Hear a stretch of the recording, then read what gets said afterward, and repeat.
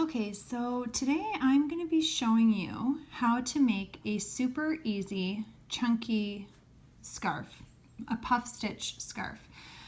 This is probably one of the easiest patterns that I offer so far for a scarf, and it is the summertime right now, and I'm making scarves because this is one of my favorite things to give as Christmas gifts, and I like to get started and have a little stash.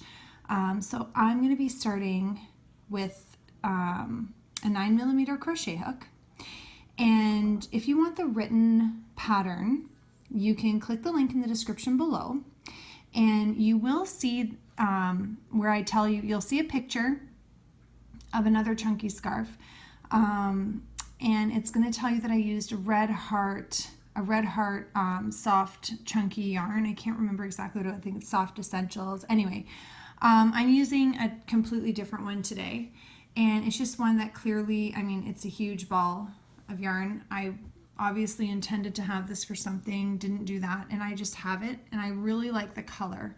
So I'm going to go ahead and just use this one. With this pattern, it really doesn't matter what yarn you use. You can use whatever you want.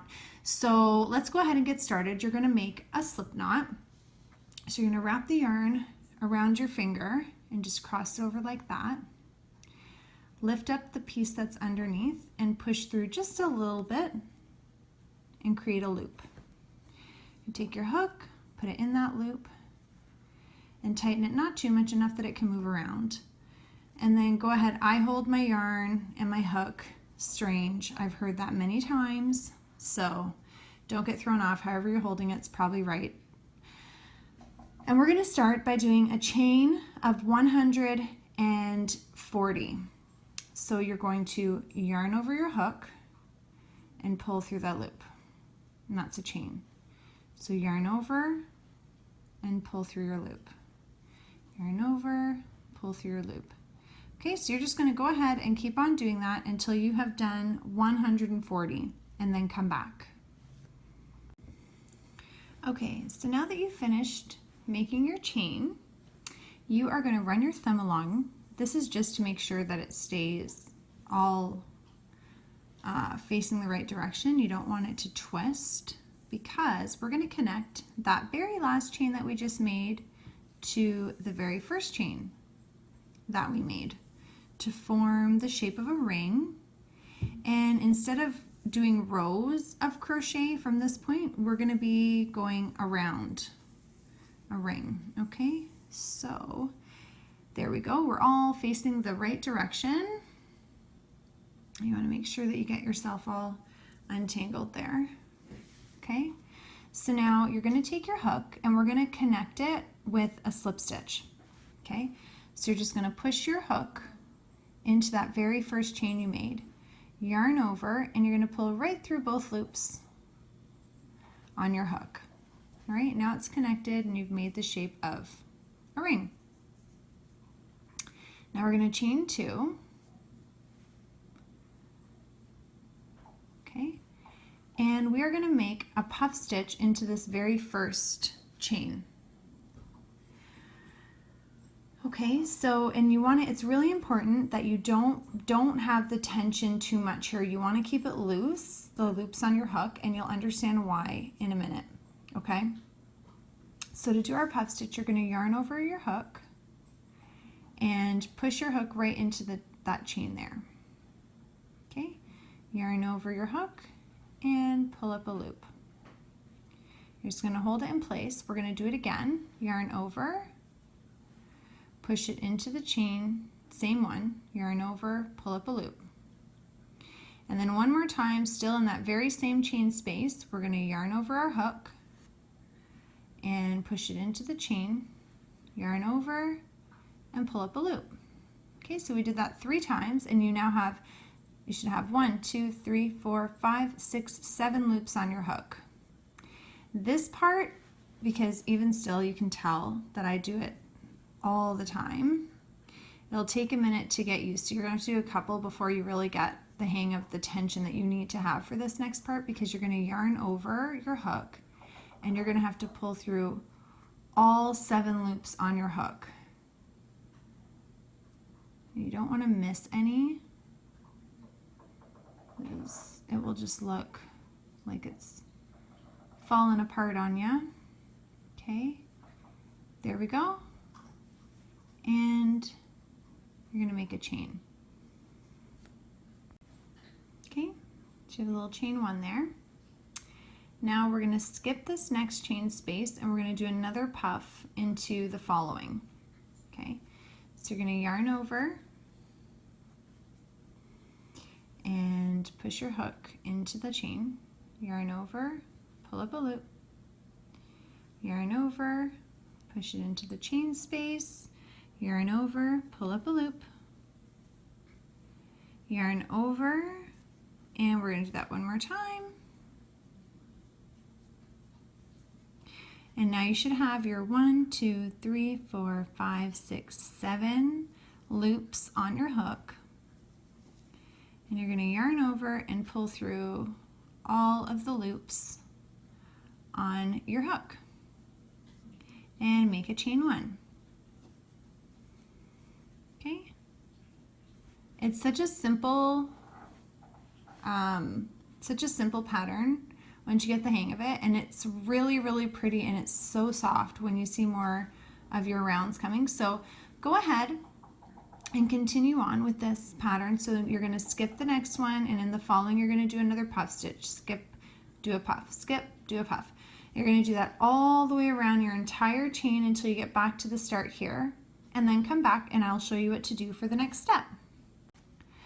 Okay, so now that you found yourself back at the beginning, you are going to close your round with a slip stitch into the top of the chain 2 space that you started the last round with. Okay, and this is how you're going to end every single round. And let me just take a quick second to apologize for any noise you might be hearing in the background. I've literally closed all the windows. I'm trying to keep it quiet in here. We're in the middle of having a deck built in the backyard, so it might get a little noisy here and there, but I am trying to record in between the sawing and whatnot. So in case the video does pick up any of that noise, I apologize. Okay, so this is, like I said, how you're going to end every single round. So you're going to take your hook and you're just going to put it in the top. You can see the chain 2 space there, and you're going to put the hook in the top of that chain 2 space, and you're just going to yarn over your hook and pull right through both of the loops on your hook to close it. And like I said, that's how you're going to close every single round, and you're going to begin every round with a chain 2. Okay, so now for the next round, and actually this is the way that it's going to go for every round going forward, you are going to be making your puff stitches in between the puff stitches from the previous round. So let's go ahead. I'm just going to show you what I mean by that. So you're always going to start in that very first stitch there. So let's make the first one, yarn over. And I'm sure I don't need to walk you through exactly how to do these stitches anymore, because you're probably kind of a pro after finishing that really huge first round that you just did. You know what, it never fails for me. I don't know about you guys, but I find like every few, I kind of gotta go slow like that still. Have a little bit of a struggle. Okay, you do your chain 1 up top, of course, and then you can see in between, you can see a stitch there. So that's where you're gonna do your next one, and it just gives this nice little, I don't know if you want to call it like a staggered look or what, but it really just fills it in nicely. You'll see as you keep going.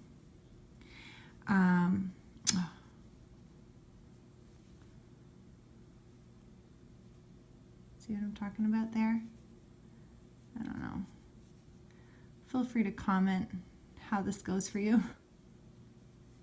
If you find moments of struggle like that, like I do. But I love the look of it, and I love this stitch so much. It's really, really soft, and you would think with such gaps in between the stitches that it might not be the warmest scarf. Believe me, it really is. That's why I make it with it's such a big ring, because you could really wrap it, and I make mine super thick. So anyway, keep on going until you get to the thickness that you want. Like, you do as many rows as you want to. I usually do about, I want to say, it depends on the yarn, it depends on how I'm feeling like as I'm going, but typically I do 17 rounds. I like it to be really, really thick. It's super comfy that way. So typically when I make this scarf, I do 17 rounds, depending on the size of your yarn. So this one's it's not a chunky yarn, so I'll probably even go to 20, to tell you the truth. But yeah, I mean, just let the video keep running for a moment and you will see a picture of my finished product when I finish this one, and it will be with 20 rounds. And if you are looking at the picture by clicking the link in the description below where I provide the written pattern, you'll see where I was working with a chunky yarn, and for that one I did 17 rounds.